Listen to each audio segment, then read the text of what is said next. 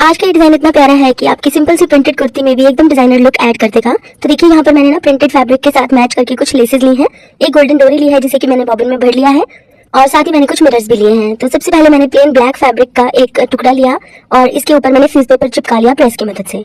फिर मैंने इसको बीच में से फोल्ड किया और फोल्ड करने के बाद इसकी चौड़ाई है 3.5 इंच।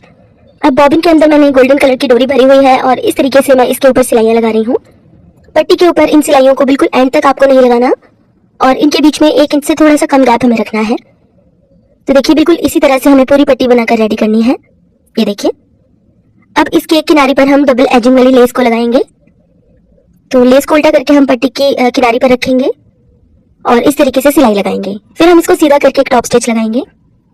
अब यहाँ पर आप चाहें तो थोड़ी ज्यादा चौड़ी वाली जो जालीदार लेस होती है ना वो भी लगा सकते हैं।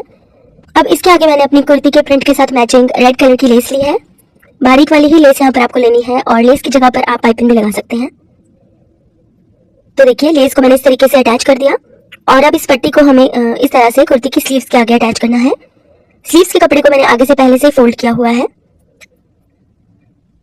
ये देखिए अब हम इसके ऊपर शीशे लगाएंगे। तो फैब्रिक ग्लू का इस्तेमाल करके आप शीशे यहाँ पर लगा सकते हैं और अगर आपको शीशे नहीं लगाने ना तो आप मोती भी लगा सकते हैं, हाफ बीड्स भी आप यहाँ पर लगा सकते हैं। ये शीशे मैं पहले ग्लू की मदद से चिपका रही हूँ और बाद में मैं इनके ऊपर एम्ब्रॉयडरी भी करूंगी जिससे कि ये बिल्कुल पक्के हो जाएंगे। तो चलिए अब बनाते हैं गला, जिसके लिए मैंने एक फ्यूज पेपर की पट्टी काटी थी।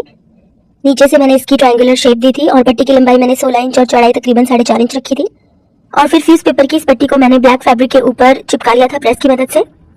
अब इसके किनारे पर मैं वही वाली लेस लगा रही हूँ जो कि मैंने बाजू की किनारे पर भी लगाई थी। अगर आप बाजू की किनारे पर पाइपें लगा रहे हैं तो यहाँ पर भी पाइपें नहीं लगाइएगा। तो देखिए इस तरीके से मैंने ये पैनल का डिजाइन बनाकर रेडी किया और अब इसके ऊपर मैं ब्लैक कलर की थोड़ी चौड़ी वाली लेस लगाऊंगी। ये जो मैंने ब्लैक कलर की लेस ली है इसके ऊपर छोटे छोटे से सितारे भी लगे हुए हैं। इस तरह की लेसेस आजकल बहुत ज्यादा कॉमन है और बहुत इजीली मिल भी जाती हैं किसी भी टेलरिंग मटेरियल स्टोर से। तो देखिए जिस शेप का मेरा पैनल है उसी शेप पे मैं लेस को फोल्ड करके अटैच कर रही हूँ इसके ऊपर।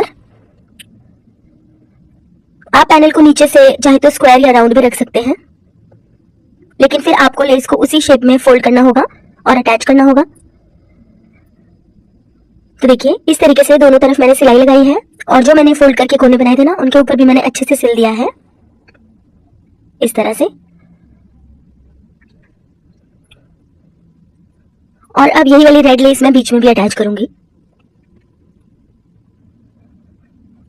इससे थोड़ा सा ब्राइट हो जाएगा हमारा ये डिजाइन इस तरह से। और लेस लगाते हुए ना आपको बहुत ही सफाई का ध्यान रखना है और इस चीज का भी ध्यान रखना है कि कपड़े में बिल्कुल भी बल ना पड़ने पाए।